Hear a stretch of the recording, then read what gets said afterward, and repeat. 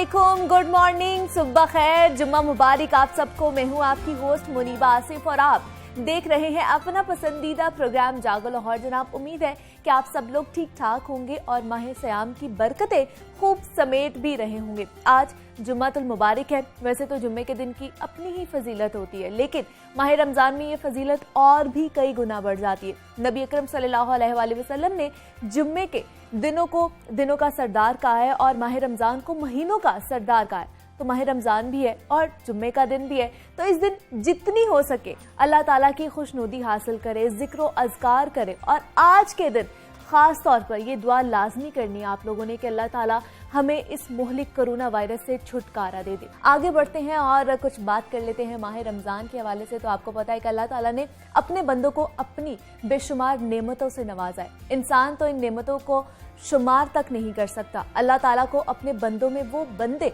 बहुत ही ज्यादा पसंद है जो उसकी नेमतों की कदर करते हैं और नेमतों के मिलने पर इसका शुक्र अदा करते हैं। कुरान पाक में इरशाद बारी ताला है कि अगर तुम मेरी नेमतों पर शुक्र अदा करोगे तो मैं तुम्हें मजीद नेमतों से नवाजूंगा और अगर नाशुक्री करोगे तो मेरा आजाब बहुत सख्त है। इंसान फितरी तौर पर नाशुक्रा और बेकदरा करने वाला पाया जाता है। हम हमेशा उन चीजों की कदर करते हैं जो हमारे पास नहीं होती, चाहे वो लोग हो या कोई चीज हो। हम अल्लाह ताला की अता करदा नेमतों की कदर और शुक्र क्यों नहीं करते? हम ना शुक्री और ना कदरी के क्यों मुर्तकिब होते हैं? इस पर बात करेंगे। हमारे साथ मौजूद है मारूफ मोटिवेशनल स्पीकर हैं अख्तर अब्बास साहब।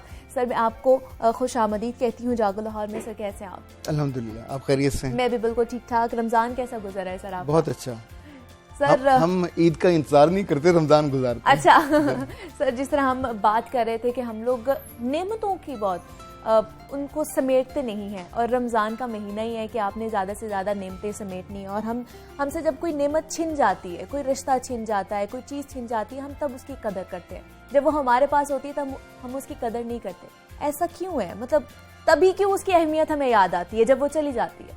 अभी मैं सुबह घर से निकला तो रास्ते में जगह जगह ये जो पक्षीवास होते हैं, सारी रात इनकी झोंपड़ियां गीली हुई, बिल्कुल, तो उनकी छतें उड़ गईं। अब वो सब सड़क किनारे बैठे अपने कपड़े सुखा रहे थे। अच्छा, दैट वाज द मोमेंट। अगर आपको अल्लाह ने जिंदा आंख दी हो तो आप कंपैरिजन करते हैं कि आपकी रात सुकून से गुजरी, आपको इल्म भी नहीं था कि बारिश होती रही, बिल्कुल, और आपको तो ऐसा मुश्किल झेलना ही नहीं पड़ा। हम आमतौर पे चीज़ों को कंपेयर नहीं करते और ख़ास तौर पे सियाने ये कहते हैं कि जो लोग सिर्फ मुश्किल में अल्लाह को याद करते हैं उनकी ज़िंदगी बहुत मुश्किल गुजरती है, क्योंकि जो ही मुश्किल ख़त्म हो जाती है वो अल्लाह को याद करना बंद कर देते हैं। ऐसे ही है। यानी मुझे भी ऐसा बाज़ दफ़ा होता है कि वो लोग जब प्रॉब्लम में आते हैं तो वो हमसे फ़ौरन रब्ता करते हैं। ऐसे ही है। जब पूरा साल सुख रहता है तो कभी जिक्र नहीं करते। अच्छा, ये एक पूरा माइंडसेट बन जाता है लोगों में। मैंने ज़्यादा ख़वातीन में देखा कि नाशुक्री उनके यहाँ थोड़ी ज़्यादा होती है, अच्छा, मर्दों की निस्बत। और नाशुक्री में जो चीज़ें मिल जाती हैं हम उसको एंजॉय भी नहीं करते, नहीं उस पे जो खुशी का इजहार होना होता है। लाइक कल एक बच्ची ने कराची से रब्ता की, शी इज डॉक्टर। अच्छा, उसने कहा कि सर मेरी लव मैरिज हुई है और मेरे मियाँ और मेरा जो ससुराल है बहुत कंजूस है।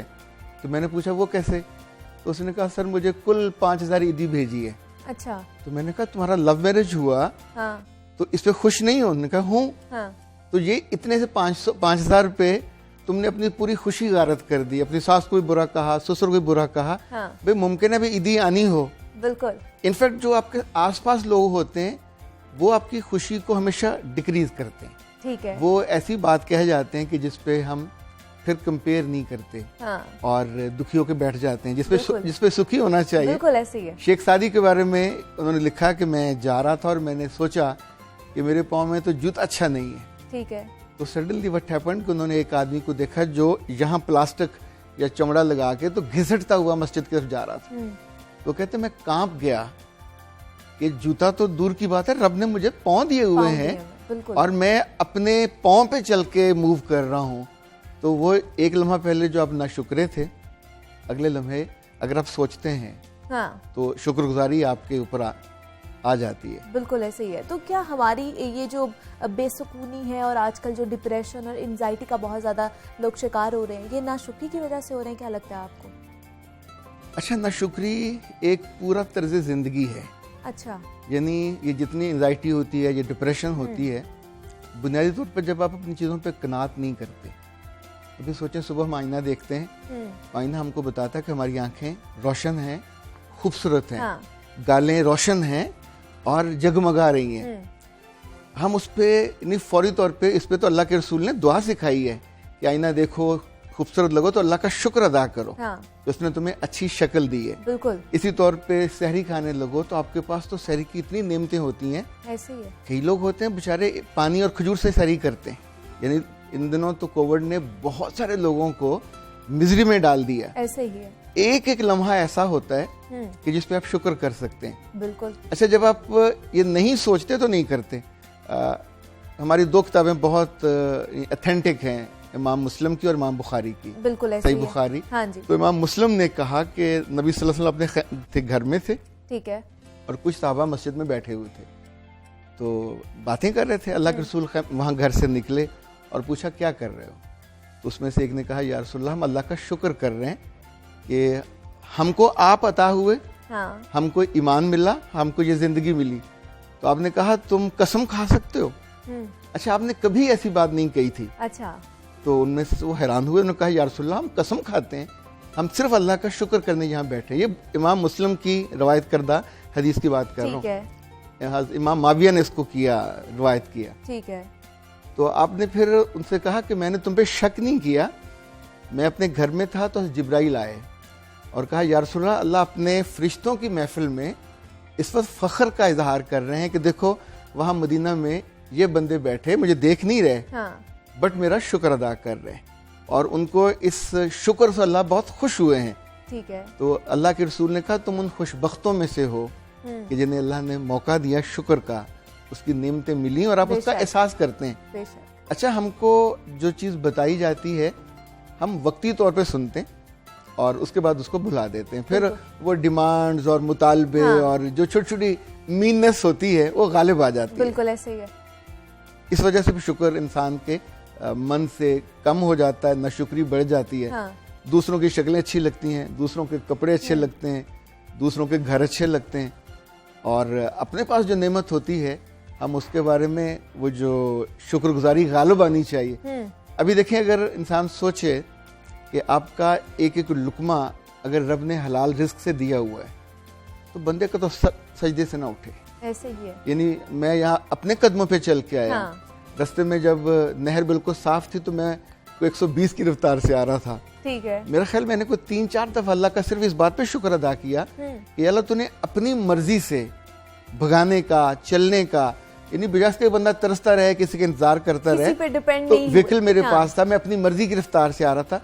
शुक्र होने के लिए, शुक्रगुजार होने के लिए आपके दिल को गुदाज होना चाहिए। ठीक है। अगर वो थोड़ा गुदाज हो, नरम हो और रिसेप्टिव हो तो आपको तो सूरज की किरणें भी अच्छी लगेंगी, आपको तो फूल भी अच्छे लगेंगे, आपको जो सामने जाने वाले मुस्कुराते लोग हैं वो भी अच्छे लगेंगे। लेकिन हम लोग सर हम लोग रह रहे होते हैं, हम हाल में रह रहे हैं, लेकिन हम लोग मुस्तकबिल के पीछे भाग रहे होते हैं, हम उसमें लगे हुए होते हैं कि हमारा मुस्तकबिल क्या हो गया, उसकी फिक्र में घुलते होते हैं हम लोग, तो उसकी वजह से हमारा हाल डिस्टर्ब होता है, हम वो चीज़ें इंजॉय नहीं कर पा रहे होते जो हमें करनी चाहिए, उससे खुशी, वो जो अखज़ हो रही होती है, हम वो भी नहीं महसूस कर पा रहे होते।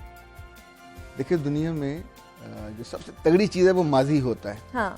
तो माजी में तो इतने बड़े बड़े महल्लात थे, माजी में इतने शानदार ताकतवर बादशाह थे, कोई एक भी बाकी नहीं बचता, सब मर जाते हैं। ऐसे ही है। बाकी बचता है सिर्फ हाल, जिसमें आप होते हैं। हाँ।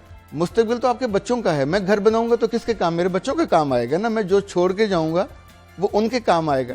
जो मेरे पास है मैं उसकी लज्जत ले सकता हूँ, मैं वो देख सकता हूँ, मैं वो खा सकता हूँ, मैं उसको एंजॉय कर सकता हूँ। हम उसको बारे में आम तौर पे मुतवहशी नहीं होते, क्योंकि माइंडसेट ऐसा कि बच्चा जैसे परवान चढ़ रहा होता है तो हम उनकी शक्ल पे खुश नहीं होते, उसकी एबिलिटी पे खुश नहीं होते, उसके अचीवमेंट से भी खुश नहीं होते। हम उनको अगले का अगला रास्ता दिखा रहे होते हैं, फलाने ये किया तुम ये करना। हाँ। अच्छा, नतीजतन जब आप उसको उसके जो खूबियाँ हैं, खूबसूरतियाँ हैं, उस पर शुक्रगुजारी नहीं सिखा रहे। हम तो उसको ये भी नहीं सिखाते कि अपनी बहन का शुक्रिया अदा करो, खाना उसने बनाया, अपनी माँ का जो इतनी मोहब्बत से पालती है। बिल्कुल। मैं कभी कभी ट्रेनिंग में पूछता होता हूँ कि आपने अपनी माँ का आखिरी दफ़ा कब शुक्रिया अदा किया, या अपनी बीवी का कब किया। हाँ। तो लोग बताते हैं कि 2 साल पहले, 2.5 साल पहले। यानी चूंकि हमारा मामूल नहीं है, बिल्कुल हम उसके हैबिचुअल या आदी नहीं है, वरना असूली तौर पे तो आप किसी खूबसूरत पौधे को देखें तो उसका भी शुक्रिया अदा करना चाहिए, यार तूने मेरी आंखों को तरावट दी, नहीं आई फेल्ट गुड। इसी तौर पे जिन लोगों से हम इंटरेक्ट करते हैं, अगर हमें कोई अतात करता है, हमें फॉलो करता है, हमसे मोहब्बत करता है, हम मोहब्बत का शुक्रिया नहीं अदा करते, हम केयर का शुक्रिया भी नहीं अदा करते। इस रमजान में मेरी वाइफ ने मेरी दोनों बेटियों को बड़े बॉक्स बना के दिए, उस पर लिखा गुड डीड्स, अच्छा, कहा रोज डाला करो। हाँ। तो एक दिन मैंने अपनी छोटी बेटी का देखा, वो इतना बड़ा खूबसूरत, उसने अपनी टीचर से बनवा के रखा, हाँ। उसमें लिखा हुआ कि आज मैंने बाबा को दबाया, अच्छा, आज मैंने मस्जिद जाके तरावी पढ़ी, हाँ। अच्छा छोटी छोटी चीजों, और साथ साथ लिखा I am thankful to God. अब देखिए अभी इस उम्र में लकीली मेरी वाइफ को ये ख्याल है, मुझे नहीं आया, उसको ये ख्याल आया कि ये ट्रेनिंग का महीना है तो इसको इस तरह भी सिखाया जा सकता है। बिल्कुल ऐसा ही है। अच्छा, वो चीजें जो हमारा ध्यान नहीं गुजरता, बच्चों को अगर सिखा दिया जाए तो आप सोचिए आने वाले दिनों में जब वो हेड ऑफ सरबराह बनते हैं अपने खानदान का, हाँ। तो वो कितनी सारी चीजें ज्यादा मशकूर होते हैं। बिल्कुल ऐसा ही है, ऐसा ही है कि हमें अपनी नेमतों पर ज्यादा से ज्यादा शुक्रिया अदा करना चाहिए अल्लाह ताला को, और ये रमजान भी हमें यही सिखाता है कि जितनी ज्यादा हम शुक्र गुजारी करेंगे उतनी ही ज्यादा हम अल्लाह के नजदीक होंगे। हमारे साथ सैयद अख्तर अब्बास मौजूद है। सर बहुत शुक्रिया आपका कि आपने हमें वक्त दिया, मोटिवेशनल स्पीकर थे, लाइफ कोच थे, और जनाब हमने और भी बात करनी है लेकिन यहाँ वक्त तो एक छोटी सी ब्रेक का, मिलते हैं इस ब्रेक के बाद।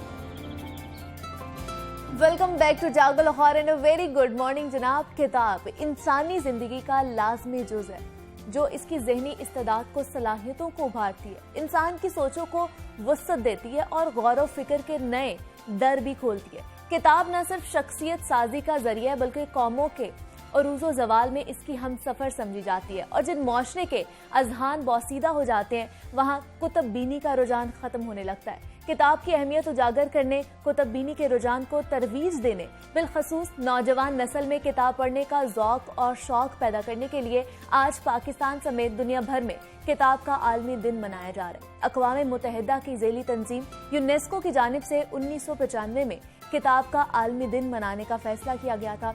आज का दिन मुंतखब करने की एक वजह आज के दिन का अजीम मुफक्किर और अदीब विलियम शेक्सपियर के इंतकाल से मंसूब होना भी है। कुतुब बीनी का कल्चर क्यों खत्म होता जा रहा है, नौजवान नस्ल में किताब दोस्ती कैसे पैदा की जा सकती है, इस हवाले से बात करेंगे। हमारे साथ मौजूद है मारूफ राइटर सगीर अहमद जो कई किताबें लिख चुके हैं। सर मैं आपको वेलकम कहती हूँ जागो लाहौर में, और उनके साथ मौजूद हैं सारा जावेद राठौर हैं जो अभी इंटरमीडिएट के तलबा हैं लेकिन 2 किताबों की मुसन्निफा भी हैं। सारा मैं आपको भी वेलकम कहती हूँ जागो लाहौर में, आप भी कैसी हैं? सर सबसे पहले तो मैं आपसे बात करना चाहूँगी, आज जिस तरह किताब का आलमी दिन मनाया जा रहा है तो आपको क्या लगता है किताब से मोहब्बत और किसी भी कौम की तरक्की की कहते हैं कि राह को गामजन करता है, उस साइड पर लेके जाता है, लेकिन हम एज अ बतौर कौम हम किताब से क्यों दूर होते जा रहे हैं, क्या लगता है आपको? सर सबसे पहले तो आपका शुक्रिया कि आपने इस प्रोग्राम में मुझे दावत खिताब दी। कि एक बहुत बड़ा अलमिया है कि हमारे माशरे में कुतुब बीनी का रुझान ख़त्म होता जा रहा है, ज़ौक़ शौक़ नहीं रहा, लोगों की प्रायोरिटी चेंज हो गई। बिल्कुल, लोग अब किताब की बजाय यानी इस पर तरजीह देंगे कि कोई मोबाइल पर कुछ देख लिया देख लिया, लेकिन असल जो चीज़ है जो कौमों की तरक्की अरूज व ज़वाल की सबब बनती है वो किताब है। किताब बीनी का अलमिया ये है कि आज देखिए लाहौर में आप अगर सिर्फ लाहौर का देखिए तो किसी भी सड़क पर जाकर देखिए वहाँ खाने पीने की कितनी दुकानें और किताबों की कितनी दुकानें हैं। Exactly. बल्कि इंतहाई दुख हमें इस बात यह है कि एक मारूफ जो सबसे कदीमी इदारा था यहाँ फिरोज संस वो भी बंद हो गया है क्योंकि लोगों का रुझान बदल गया। बिल्कुल ऐसे ही है, हम शॉर्टकट के आदी हो गए हैं, हम चाहते हैं क्विक फिक्स सॉल्यूशन हो। ऐसे ही है किताब, लेकिन जिन कौमों ने किताब और कलम से अपना रिश्ता तोड़ा है वो हमेशा जाकर तरक्की याफ्ता कौमों के गुलाम बनी है। ऐसे ही। जब तक मुसलमान किताब पढ़ता था, किताब से ताल्लुक़ था, उस वक्त दुनिया में तरक्की कर रहा था और रूज था इसका। वॉल्टर का फ्रेंच राइटर वॉल्टर का कॉल है जी कि जिस घर में किताबें नहीं हैं, सात अल्फाज में कह ले कि वो अबू जहल का मस्कन है। ठीक है। और इकबाल ने भी यही कहा है कि उस कौम की पेशानी पे लिखी है तबाही, जिस कौम के मकतब की फजा ठीक नहीं है। तो किताब भी जो है ना, एक बहुत बड़ा अलमिया ये है कि हमारे यहाँ किताब का कल्चर ख़त्म होता जा रहा है। बिल्कुल ऐसे ही। लोगों की यानी इस अहमियत ही नहीं देते किताबों की, प्रायोरिटी में नहीं रहा, प्रायोरिटी नहीं रहा। और उससे ज़्यादा दुखनाक बात यह है कि ये जूते एयर कंडीशन दुकानों पर मिलते हैं, लेकिन किताबें जो इल्मी खजीना वो सड़कों पर फिर रहा है। बिल्कुल ऐसा ही है। और इसका अगर आप ये कहेंगे कि कौन जिम्मेदार है, तो कोई फर्द वाहिद नहीं, हम सब जिम्मेदार हैं। ऐसे ही है। 3 सतहों पर इल्म दोस्ती 3 सतहों पर बेदार होती है। सबसे पहले घर, हमारे घरानों को देख लीजिए, किसी घर में कोई लाइब्रेरी नहीं है, वालिदैन को शौक नहीं है, वालिदैन बच्चों के साथ बैठकर कभी किताबें नहीं पढ़ते, तो जाहिर है कि बच्चों में कोई शौक नहीं पैदा होगा। दूसरे तालीमी दरसगाहों में, वहाँ सिर्फ स्टूडेंट को इम्तिहान के लिए तैयार किया जाता है, ज़िंदगी के लिए नहीं किया जाता है।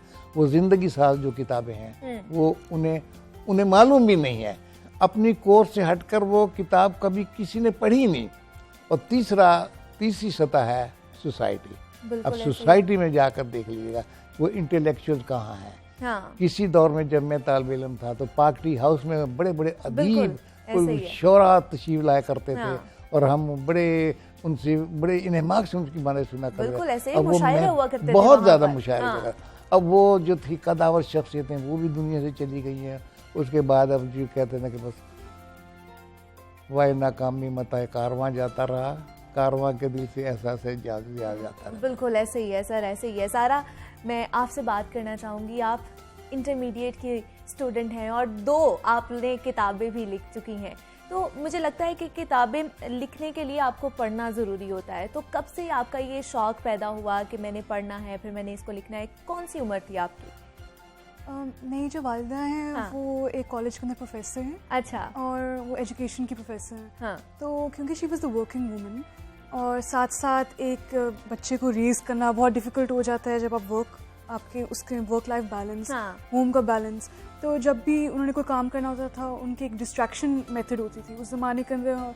तो obviously back in the 2000s internet का इतना रिवाज नहीं था, तो मुझे कहती कि तुम क्यों नहीं एक बुक लिखती। अच्छा। तो she would hand me papers and मैं उसके ऊपर कोई भी स्टोरी लिखती, आई वुड स्टेपल इट, उसका टाइटल डिजाइन करती। ठीक है। At the age of 5, 6, 7। अच्छा। एंड उसको मैं कहती कि ये मेरी बुक है। ठीक है। और आहिस्ता आहिस्ता मेरे अंदर ये चीज़ ज़्यादा से ज़्यादा होती गई कि मेरा ड्रीम था एक कि मेरी बुक पब्लिश हो। And if I could talk about the first time जब मेरी in all actuality book publish हुई, तो it was in 5th grade. अच्छा, 5th ग्रेड में थी आप जब आपकी पहली बुक पब्लिश हुई थी? जी, I was only 10 years old। मगर उसको मेंशन करने के अंदर मैं थोड़ा कतराती हूँ कि ऑब्वियसली एज के साथ साथ जो राइटिंग का स्टाइल है वो बहुत ज़्यादा एग्जैक्टली वो मैटर करता है। बिल्कुल। और इसके बाद जो ऑफिशियली जो मेरा फर्स्ट नॉवल था वो आई लिव विद डेथ था। ठीक है। इट वाज प्रोज और it got a really good response. I was very surprised. मैंने इसको 8th ग्रेड के अंदर जब थी तब पब्लिश की थी। ठीक है। और इसके बाद 2018 के अंदर मैंने अपनी पोइट्री कॉम्पाइलेशन जिस तरह शुरू किया, अगर पोइट्री को डिस्कस करें तो मेरी एक टीचर थी Mrs Usma Bukhari. I was a student in Beacon House school system. ठीक है। तो जब उन्होंने कहा कि आप जो हैं this is a class task, मगर I really like your poetry, तो आप और भी ज़्यादा लिखती जाएं और भी ज़्यादा करती जाएं। उन्होंने मुझे इस चीज़ के ऊपर इतना कर दिया कि आहिस्ता आहिस्ता मैंने अपनी पोइट्री की कलेक्शन बहुत ज़्यादा कर ली। अच्छा। मैंने 10 years की एज के ऊपर स्टार्ट किया एंड मैंने 16 years तक जब लिखा इस बुक के मेराकी के अंदर, तो जो फिर मैंने उसको कंपाइल करके पब्लिश किया and it got a very good response. इस साल 2020 के अंदर जुलाई के अंदर उसको पाकिस्तान अकेडमी ऑफ लेटर्स से दाऊद कमाल अवार्ड मिला। अच्छा। विच वाज माशाल्लाह, which was very very unexpected. हाँ, तो मतलब बचपन से ही इसका मतलब है कि शौक था इनको और तभी एक जिद्दोजहद चलती रही और आज नेचुरल टैलेंट है। खुद ब खुद वक्त के साथ साथ वो मंजर-ए-आम पर आता रहा और माशाल्लाह अब उन्होंने अवार्ड भी हासिल कर लिया है। तो ऑनर है ये। बिल्कुल ऐसे ही हमारे लिए बहुत बड़ा ऑनर है और सारा कांग्रेचुलेशन फॉर दैट। लेकिन सर हाँ, इस उम्र की, जैसे ये हमारे सामने बैठी हुई इंटरमीडिएट की तलबा है और उनमें इतना पोटेंशियल है कि उन्होंने किताबें लिख ली हैं, जिसमें मेरे ख्याल से इस उम्र में लोग इस साइड पर आते भी नहीं है, किताबों को छूना भी नहीं चाहते, शौर भी नहीं होता। तो क्या हमारी आज की जो नस्ल है, ये भी तो आज की नस्ल की ही लड़की है ना, हमारी आज की नस्ल क्यों दूर होती जा रही है? सर, इसमें सबसे पहले घर का माहौल काउंट करता है। देखिए, इन्होंने भी बताया कि मेरी वालदा टीचर है, बिल्कुल, तो जाहिर है कि जो घर में माहौल देखता है, बच्चा जिस फजा में परवान चढ़ता है, तो जाहिर है कि वो उससे इंस्पायर होता है। सबसे पहले इंस्पिरेशन होती है। हमारे घरों में आप देखिएगा कितने घरानों में लाइब्रेरी है किसी के पास, कभी वालिदैन ने बच्चों के साथ मिलकर किताबें पढ़ी हैं।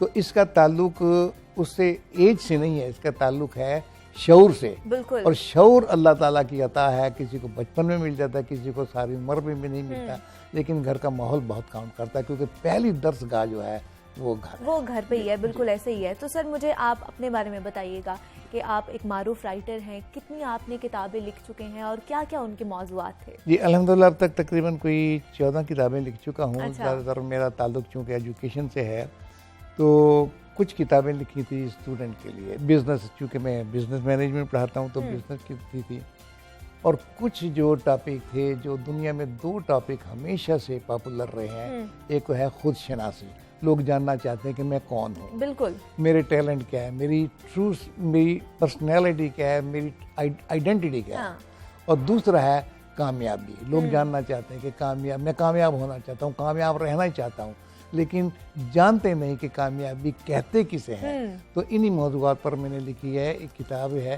कामयाबी आपकी मुंतज़िर है, और दूसरी लिख रहा हूँ मैं कौन हूँ, जो खुद शनासी मौजू पर है। और इसका यही है कि सबसे बड़ा जो अलमिया इस माशरे का वो है कि लैक ऑफ डायरेक्शन है। अब देख लिए तमाम किसी में यूनिवर्सिटियों में, इतनी यूनिवर्सिटियों में गया हूँ, और मैंने जाकर स्टूडेंट से यही पूछा कि आप क्या कर रहे हैं, पढ़ रहे हैं, क्यों पढ़ रहे हैं, और बिल्कुल उनके पास नहीं जवाब होता, कुछ भी जवाब नहीं। और मैं उनसे दूसरा सवाल सिर्फ ये सादा सा पूछता हूँ कि मुसाफिर में और आवारा गर्द में क्या फ़र्क है, और वो इसका भी सही जवाब नहीं दे पाते।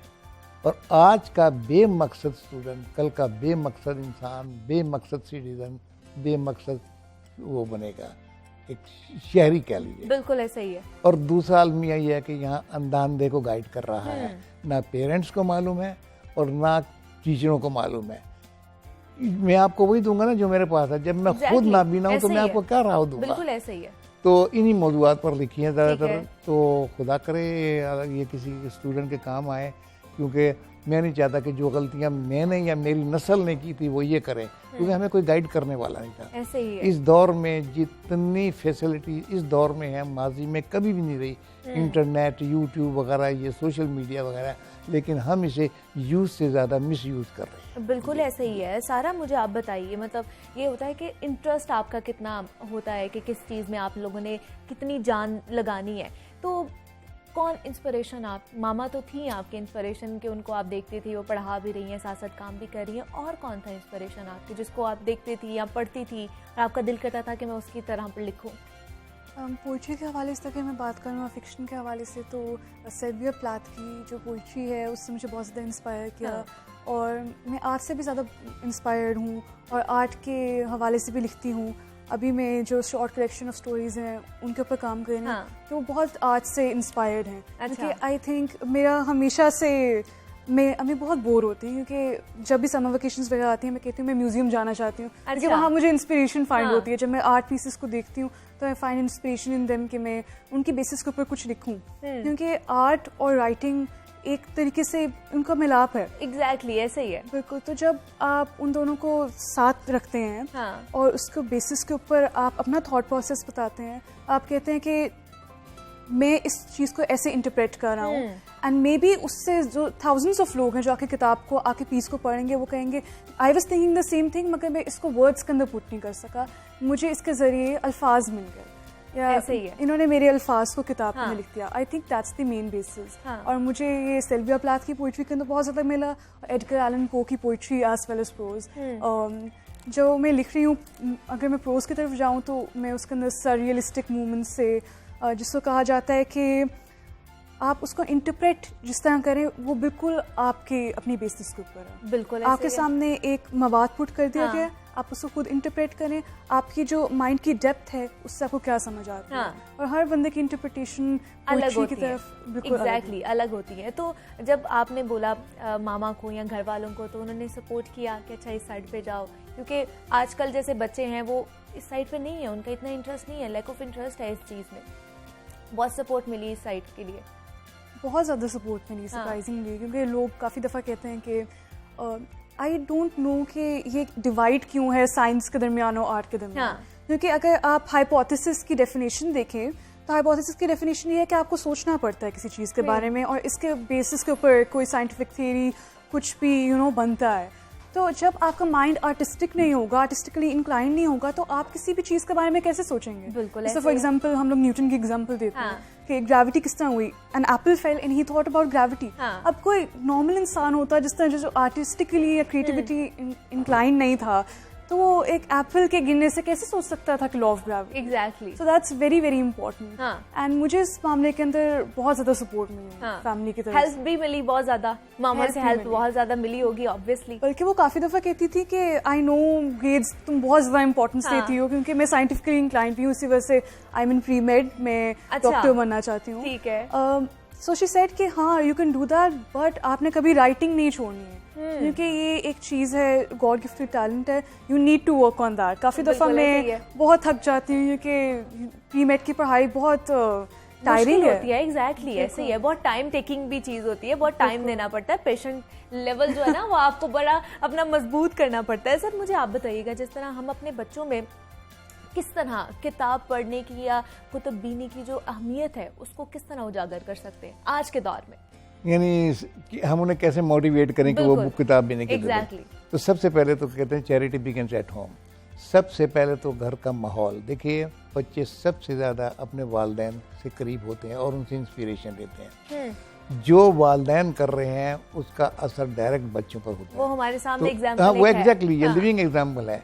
वालिदैन खुद किताबें नहीं पढ़ते तो अपने बच्चों से तवक्को रखते हैं कि वो किताबें पढ़े। तो सबसे पहले तो वालिदैन खुद रोल मॉडल बने, एक लिविंग एग्जाम्पल बने, अपने घर में किताबें लाएं, बच्चों के साथ बैठकर बुक किताब रीडिंग पढ़ें, बच्चे को कहे कि आप ऊंची आवाज़ से पढ़िए, उस पर डिस्कस किया जाए, फिर उन्हें लाइब्रेरी ले जाया जाए, उन बच्चों को चॉइस दिया जाए कि अपनी पसंद की एक किताब, कोई एक किताब लाएं और उस पर रिव्यू पेश करें और उन्हें कोई इंसेंटिव दिया जाए। और उसके बाद अलावा स्कूलों कॉलेजों में भी ऐसा माहौल हो कि किताब मेले लगें, टीचर उन्हें इंस्पायर करें, उन्हें अच्छी अच्छी किताबें बताएं, सजेस्ट करें कि कौन सी किताब पढ़ सकते हैं। राइट है। देखिए बदनसीबी है कि टीचर भी खुद नहीं पढ़ते। अगर दरिया खुश्क है तो नहर को पानी कहाँ से बिल्कुल ऐसे ही। लेकिन सर एक वक्त ऐसा था कि जब हम बच्चों को मार पड़ती थी किताबें ज्यादा पढ़ने की वजह से, और अब मार पड़ती है कि पढ़ते ही नहीं है, कि बच्चे बहुत ज्यादा गैजेट्स के साथ जुड़ चुके हैं। तो क्या हम उन्हें उन जो ई बुक्स है उससे मुतारिफ नहीं करा सकते? देखिए ऐसा है कि डिजिटलाइजेशन का दौर है, सोशल मीडिया ने यकीनन बहुत आसानियां पैदा कर रही है, लेकिन हर आदमी की एक्सेस नहीं है इसके पास। और बेशुमार मैंने स्टूडेंट को देखा है कि वो इस किताबों से ज़्यादा वो दूसरी एक्टिविटीज में इसमें रहते हैं, और वो उनका रुझान उस साइड नहीं आता। PDF पर बेशुमार किताबें हैं, वो पढ़ने की वो नहीं करते। और दूसरे पे जो हमारा अपना लिटरेचर है उर्दू में, जो अंग्रेजी इतना नायाब लिटरेचर है, वो बहुत कम दस्तयाब है उस पर TV, उस पर नेट पर, इंटरनेट पे शेर व शायरी है, लेकिन जो अदबी, फिलॉसफी, साइकोलॉजी वगैरह की जो किताबें हैं ये नहीं है। तो वालिदैन जो है, सबसे जिम्मेदारी है वालिदैन की कि सबसे पहले खुद वो लिविंग एग्जाम्पल बने, और जो वो कहते हैं, जो बच्चों को कह रहे हैं, पहले वो खुद करें। बिल्कुल अगर वो खुद अमली नमूना बन जाए तो फिर शायद उन्हें नसीहत करने की जरूरत नहीं। बिल्कुल ऐसे ही है जनाब, चैरिटी बिगिंस होम होती है। और जिस तरह सर भी बात कर रहे हैं और सारा ने भी बात की थी कि आप घर से ही एग्जाम्पल सेट करते हैं, एक मॉडल सेट करते हैं कि आपके बच्चे क्या करना चाहते हैं, वो आपको ही देखेंगे तभी वो आगे बढ़ेंगे। सारा आपका बहुत शुक्रिया, आपने हमें वक्त दिया, आप यहाँ पर आई हैं। सर आपका भी बहुत शुक्रिया कि आपने हमें वक्त दिया, और इस टॉपिक पे बहुत ही इंपॉर्टेंट टॉपिक था, किताब का आलमी दिन आज मनाया जा रहा है, और उसकी हवाले से हमने आज बात की है कि किताब की अहमियत को उजागर किस तरह कर सकते हैं। मुझे और भी आपसे बातें करनी है, लेकिन यह वक्त हुआ एक छोटी सी ब्रेक का। मिलते हैं इस ब्रेक के बाद।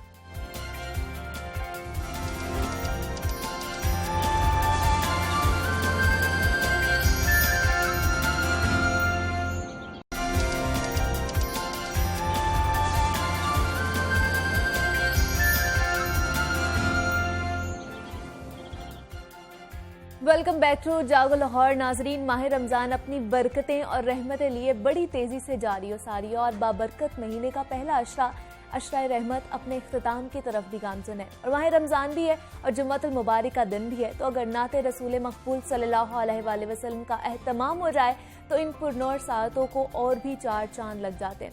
आपने मेल नात खान तो बहुत सुने होंगे, लेकिन आज हम आपकी मुलाकात एक ऐसी मेहमान से करवाने जा रहे हैं जो खातून सना खान है और जब नात रसूल मकबूल सल्लल्लाहु अलैहि वसल्लम पढ़ती हैं तो सुनने वाले महसूर होकर रह जाते हैं। मेरे साथ मौजूद हैं आमना सुल्तानी साहिबा। आमना, मैं आपको खुश आमदीद कहती हूँ और शाइस्ता सुल्तानी भी हमारे साथ मौजूद हैं। शाइस्ता, मैं आपको भी वेलकम कहती हूँ। आमना, बहुत कैसे गुजरे रमज़ान आपके? सबसे पहले अस्सलाम वालेकुम। वालेकुम अस्सलाम। अल्हम्दुलिल्लाह बहुत अच्छे गुजर रहे हैं। नात खानी का आगाज़ कब से किया आमना आपने? मैं इस सिलसिले में सबसे पहले आपको ये बताना चाहती हूँ कि मैं इस घराने से ताल्लुक़ रखती हूँ जो कि all the world family Sultani family के नाम से फेमस है। अच्छा। और पापा से लेकर छोटे भाई तक, बल्कि अब तो माशाल्लाह से भतीजे मेरे छोटे छोटे से हैं। हाँ। सब नाते पढ़ते हैं। सुल्तानी फैमिली से मेरा ताल्लुक़ है। हाँ। और एक दुनिया का नाम है कारी मोहम्मद बूटा सुल्तानी साहिब और मुझे एजाज़ है कि मैं उनकी इकलौती बेटी हूँ। अच्छा, और उनका कलाम, बड़े उनके कलाम जो है वो मारूफ हुए। हाँ। जिनमें सबसे ज़्यादा जो है वो इंटरनेशनल ये मोबाइल ट्यून है शोला जी में आगदा तंदूर विच बोल। हाँ। तो उन्होंने पढ़ा है, उसकी वजह से बड़ी पजीराई मिली है मेरी पूरी फैमिली को। उनकी बेटी हूँ मैं और बचपन से पढ़ रही हूँ।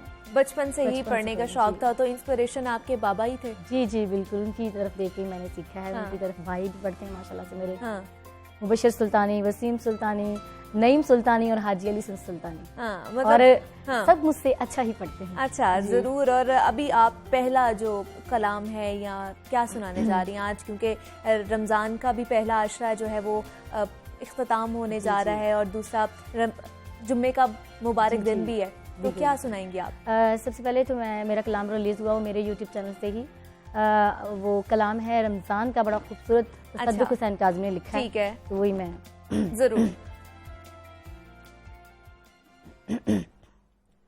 हो गया फिर खुशी से ये ऐलान है, मोमिनो आ गया माह रमज़ान है, मुस्कुराता हुआ हर मुसलमान है, मोमिनो आ गया माह रमज़ान है,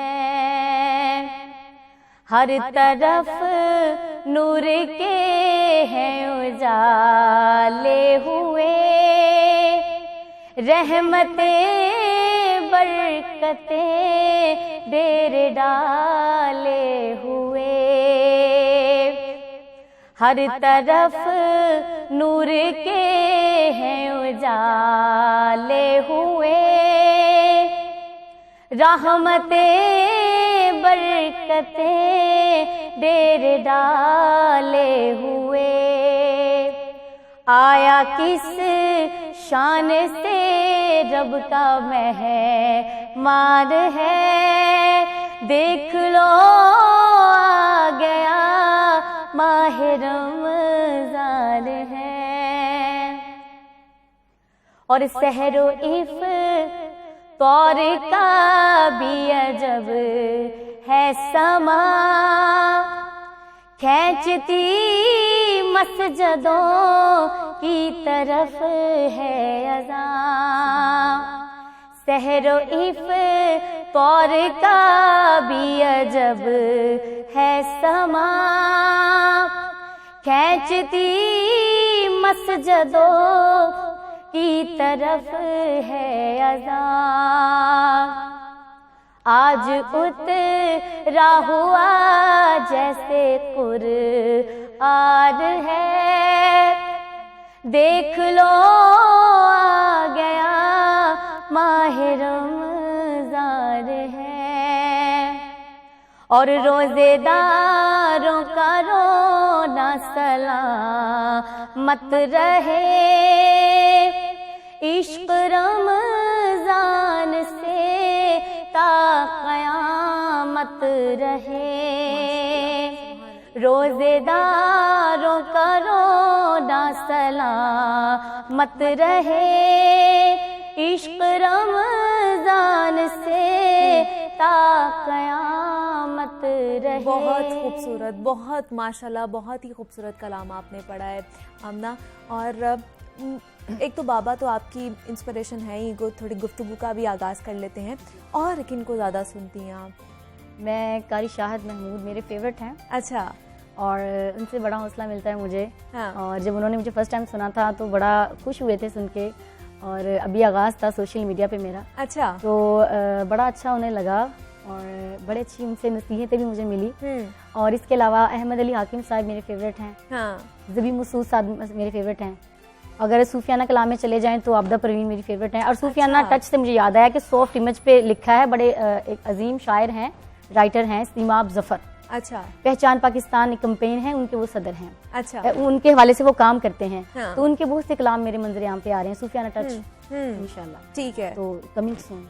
मतलब हम सरप्राइज है। तो जिस तरह आप बता रही हैं कि आपका चैनल भी है और आप डिजिटल मीडिया ज़्यादातर यूज़ करती हैं, उसी पे ये सारी चीज़ें करती हैं, तो ये आसान नहीं हो गया बहुत ज़्यादा कि आप अपनी पहचान आसानी से डिजिटल मीडिया पे बना सकते हैं? बिल्कुल, ये तो एक बड़ी अच्छी चीज़ है। हाँ। ये मैं बेसिकली गाँव से हूँ। अच्छा। तो मेरे लिए ये बड़ी फख्र की बात है कि अपने ख़ानदान से, अपने इलाके से मैं इस चीज़ पे आगे आई हूँ। और पहले स्टार्टिंग पे मुझे मुश्किल भी हुई थी, फैमिली के हवाले से भी और लोगों के हवाले से भी। अच्छा। तो मुझे ये था कि मैं अपने घर वालों को थोड़ा सा कायल करूं। अल्हम्दुलिल्लाह वो मेरे साथ हैं। हाँ। चारों भाई, मेरे बाबा जान, मेरी ममा जान। हाँ। तो वो मेरे साथ हैं, मुझे किसी की परवाह नहीं है अल्हम्दुलिल्लाह उनसे मुझे। बिल्कुल ऐसे ही है, घर वालों की सपोर्ट हो तो इंसान कुछ भी कर सकता है। तो अगला कौन सा कलाम आप हमें सुनाने जा रहे हैं? अगला कलाम बड़ा ही खूबसूरत है, बड़ा ही फेमस कलाम है वो, तू कुजा मन कुजा। जरूर जरूर।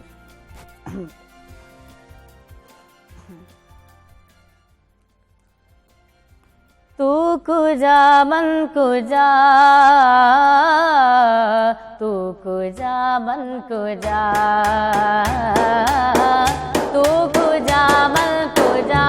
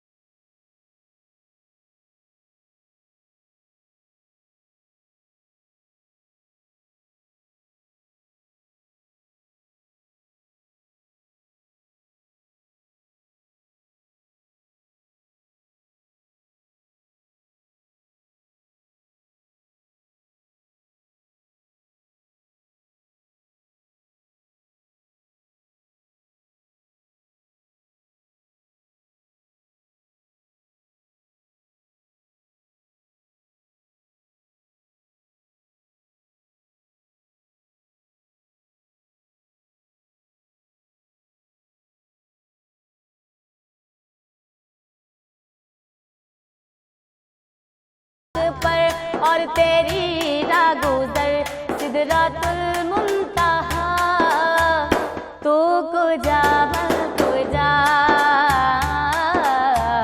तू कुजा मन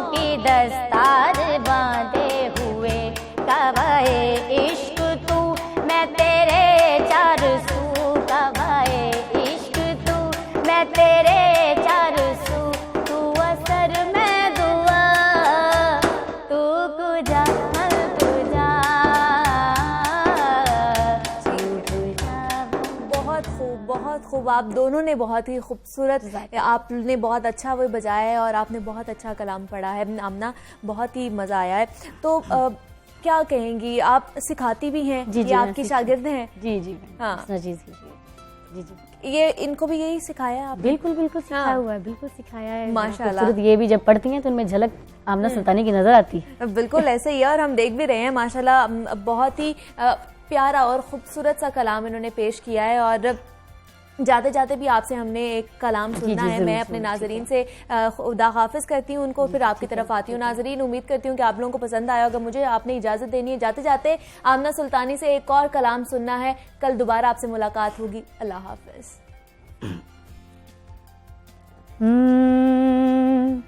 अली मौलाय अली मौलाय अली दम दम, अली मौलाय अली मौलाय अली दम दम, शाह मर्दा शेर यज़्दा कुव्वते परवरदिगार, ला फता इल्ला अली, ला सैफ इल्ला जुल्फ़िकार। अली मौलाय अली मौलाय अली दम दम, अली मौलाय अली मौलाय अली दम दम, अली मौलाय अली मौलाय अली मौलाय अली मौलाय अली मौला। अली नू याद करो, रल के फरियाद करो, अली नू याद करो, रल के फरियाद करो, है गरीबां दा ए हो आसरा। अली मौलाय अली मौलाय अली दम दम, अली मौलाय अली मौलाय अली दम दम, अली मौलाय अली मौलाय अली दम दम, अली मौलाय अली मौलाय अली दम दम, अली मौलाय अली मौलाय अली दम दम, अली मौलाय अली मौलाय अली दम दम, लगते करोड़ बारी आखो जम जम। अली मौलाय अली मौलाय अली दम दम, अली मौलाय अली मौलाय अली दम दम, अली मौलाय अली मौलाय अली मौलाय अली मौला। हैदरे करार बुतुरा बली अली, हाशमी चराग लाजवाब अली अली, हैदरे करार बुतुरा बली अली, हाशमी चराग लाजवाब अली अली, जिन्ना दा न कोई अली ओना दा पदम। अली मौलाय अली मौलाय अली दम दम,